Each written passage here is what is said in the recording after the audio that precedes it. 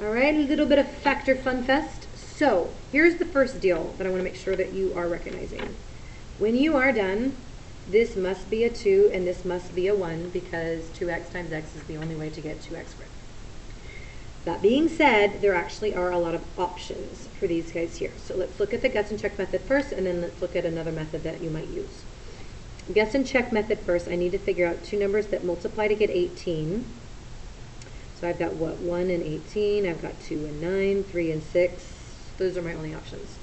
So if I use a 6 and 3, I think is what it's going to do, so let's look at that. If I use the 6 and 3 like that, that would be 12 plus 3 is 15. That's the answer. Now, there is a surefire way of doing this, and that is to multiply the first and the last, which is 36, and the 15, and figure out what multiplies to get 36 and adds to get 15. So that would be 12 and 3, and then you use those numbers to rewrite the middle term.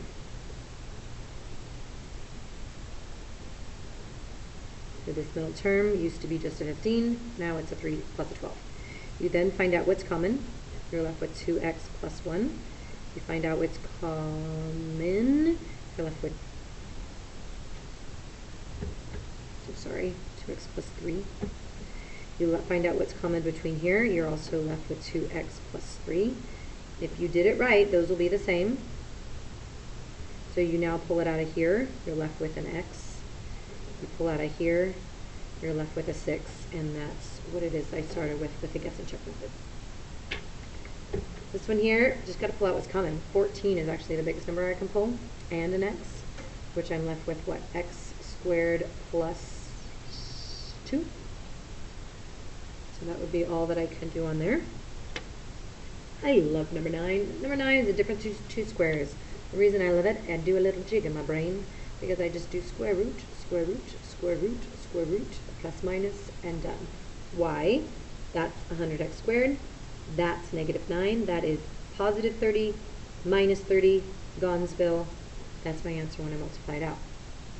Last one here, your only option for these are x and x to get that. Your two options, you need something that multiplies to get a negative 6, but combines to get a 5.